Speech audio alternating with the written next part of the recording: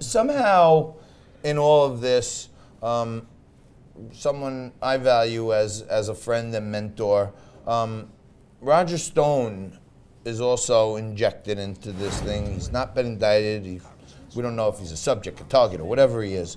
But somehow or another, the Mueller investigators have figured out that it was you and Roger Stone collectively that had this intermediary that was able to go to Assange and tip off the Trumps on when the big dump was coming. Right. You really figured that out yourself, didn't you? Yeah, I mean, their theory was it was, Roger Stone to me to Assange, and then Roger Stone to Steve Bannon to Donald Trump, and that was the chain for collusion.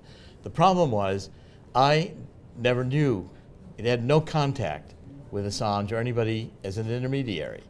Now, the sticking point was that we took a vacation in July and August 2016, went to Italy. You were on the plane, and you had this moment of inertia where it came to you. Well, in fact, that's how it happened. All the pieces came together. I connected the dots. I say, these moments for me are like, the marbles going around the bowl, and suddenly it falls through the hole at the bottom. I've got it. Like the clown's mouth on the 19th hole of the mini golf course. Right, exactly. So, here's what the prosecutors, they can't believe this. They, and look, I'm a religious guy. I say openly, Jesus Christ is my personal Lord and Savior. Now that makes me a weird duck coming from Harvard, okay? But Jeannie Reeves, one of the prosecutors, ridiculed this idea. But and I'm telling you, I figured it out, and I didn't have any other source that would have told me or did tell me. I just figured it out on my own.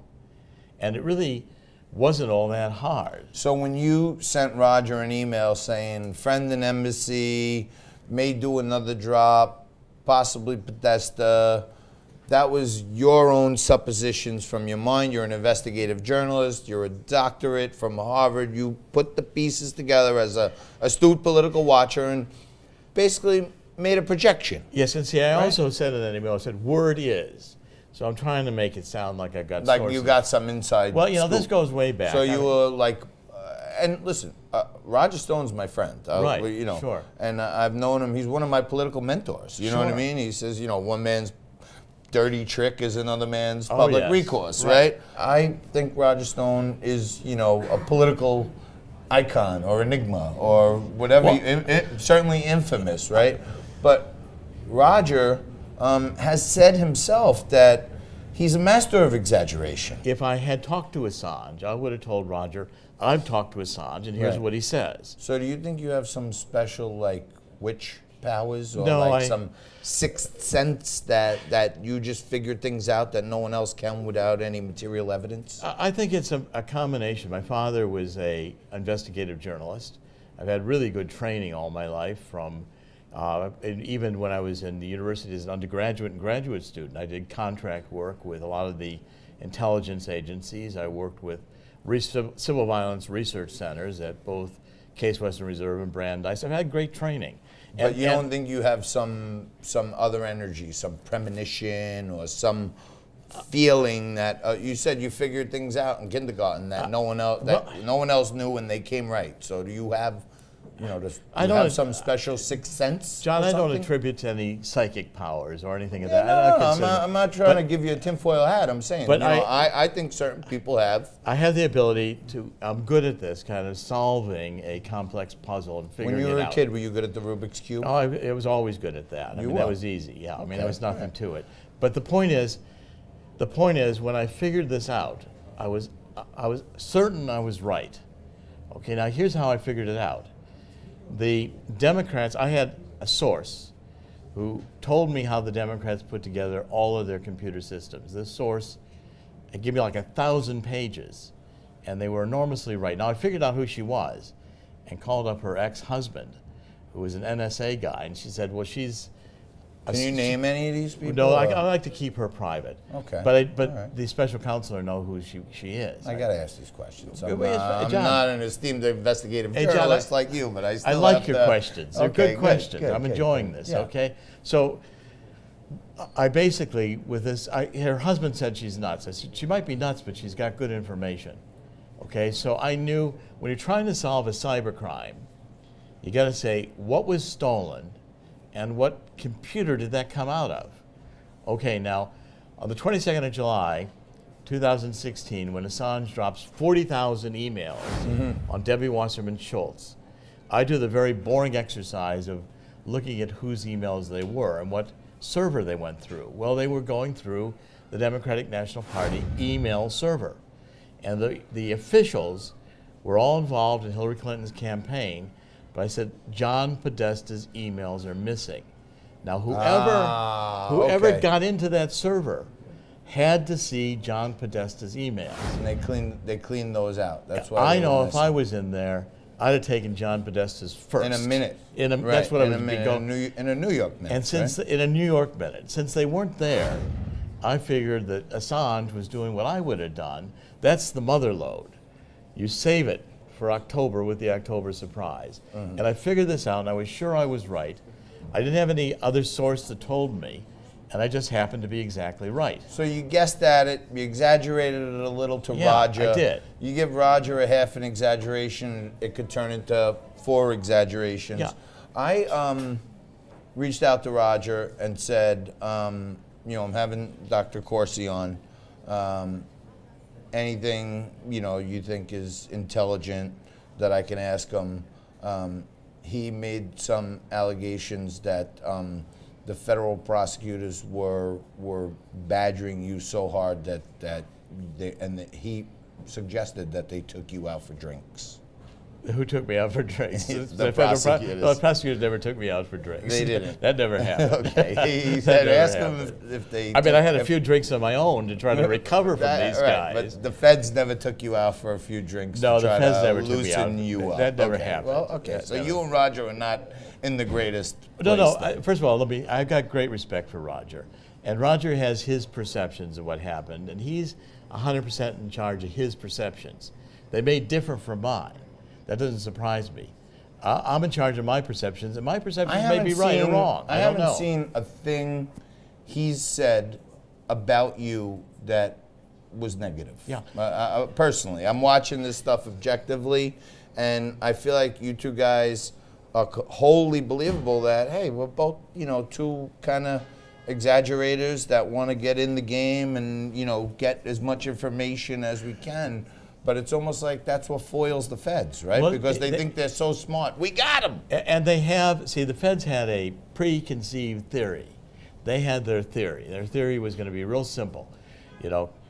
Stone, Corsi, Assange. Yeah. And, do you think anyone from the federal government, in your view, has broken the law in the way they have hounded you? Oh, absolutely. I mean, I filed a criminal complaint. I know you against did, Mueller. but are there any specific people? Because I've heard a lot of names bandied about this investigator, that investigator.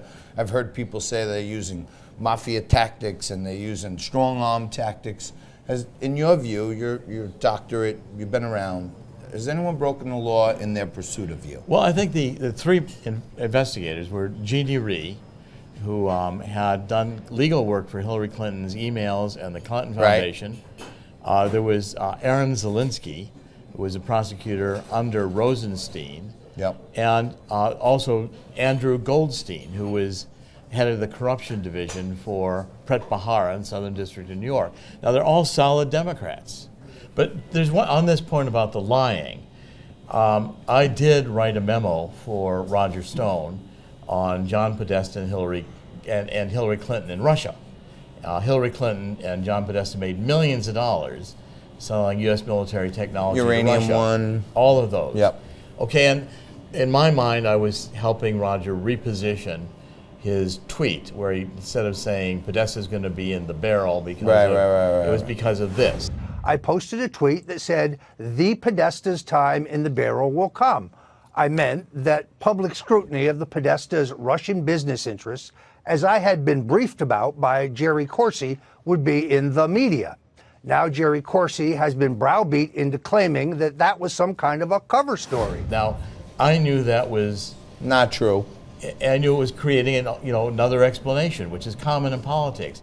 Their plea deal would have required that I, in fact, they were lie about a lie. Well, they were saying I had to admit to the judge and to God that I had knowingly and willfully given them information I knew to be false with the intent to deceive them. Now, I didn't do that. In fact, the one count they wanted me to plead to was testimony I gave on the first day before I saw my 2016 So emails. just to be clear, you were offered a plea deal Yes. by the Mueller team Yes. where you may have spent very little to no They time said in no jail. prison time. No prison time. Right. And as we sit here today, Right. you are waiting every moment to potentially They could be come in the grabbed door up. right now. That my would wife, be my I would wife- hate it for you, Yeah. but it would be great ratings Be good for television. us. You know what I mean? Be good I television. was thinking about going Well, to the Halloween look, store and getting some FBI Okay, jackets now wait a and have a minute. few guys come you in guys, and grab you guys had a Yeah. car. You guys had a car to pick me up, and my wife thought that was the FBI coming to arrest me. Right, that's what that I said car to that was Frank. I sitting said there. that I wish we were taping the amount of communications we had today just to get you picked up to come Yeah, here. she thought the FBI Because was sitting outside of the door Dr. waiting to Corsi, get me. You had to give like 5 different stories just to get you Yeah, here. okay. So Now look- you're in fear every day. You're living your life, but the outside chances at any given time, a black van can pull up. Sure. They can jump out, drag you in, and Lord knows what could happen. And but see, at the end of it, you very well may be in jail for the rest of your It life. could happen. And you, because of your principles, because of your faith in the Lord, because of what you know in your heart to be true, Right. you've decided you'd rather sit in jail for the rest of your life than lie Right. and take a plea. Because- is that yes, the case? that's the case. And- you understand you're facing Oh, yes. potentially life in prison. You I've could said- be dead in prison. I said if I die in prison because I'm convicted of this supposed lying to the special prosecutor, which I didn't do, they allowed me to amend that testimony. They want me to plead to the first day's unamended testimony. Have you got any thoughts, signals, smoke signals, carrier pigeon that you're eligible for a pardon? I don't ask for one. I don't expect one. I didn't make my decision based on it. Do you want one? It's not important to me. What's important to me is More that of a binary. Do you want one? I don't care. Okay, all right. Doesn't matter. What I decided was, we're here for a very short period of time. Okay, now in politics, Well, we're supposed to be in this segment for 12 minutes. We're on about 25, but this is great TV. in I'll tell you that. politics, yeah, I'll do public relations and I'll help create alternative realities. When it comes down to a Bible, swearing before a federal judge to a crime I didn't commit, in a plea deal is dishonest. They're not even. It's supposed to be secret. I can't even report it to my broker dealer. I can't report it to the regulatory agencies. That's against those regulations. They were asking me to violate regulations, the special prosecutor, to take this plea deal. I won't do it. Rather than compromise your own principles and your own faith, you'd rather sit in jail potentially for the rest of your life. And my wife said to me, this is a hard decision. Of course it is. But is Daddy going to be in prison on Christmas Day? I said, I can't tell you I won't. Okay? My wife said to me finally, she said, I'd rather that you be the man I married and stay. I'd rather visit you in prison than for you to compromise your principles. So there is that's amazing. A lot of husbands and wives out there that the wife may not take that position, and that's great to hear. My wife's a very strong woman. There is a good chance that you could walk in to the FBI headquarters tomorrow and say, you know what, I thought about it, and I want to sign that thing. That's never going gonna to happen. You're home for the holidays. Never You're good to go. But as a hypothetical, you Sure. could walk in tomorrow. I could. And they'll probably take your signature and say, here's another liar, and you're good. You're having Christmas with the family, New I'm not Year's, doing it. everything. Not going to happen. Not going to happen. Not going to happen. Okay. You heard it right here on What's the Deal. He said it right here. Never spoke to WikiLeaks. Never spoke to an agent of the Russian government or anyone Russian for that matter. No collusion, no interference, no meddling. We may never see him here again.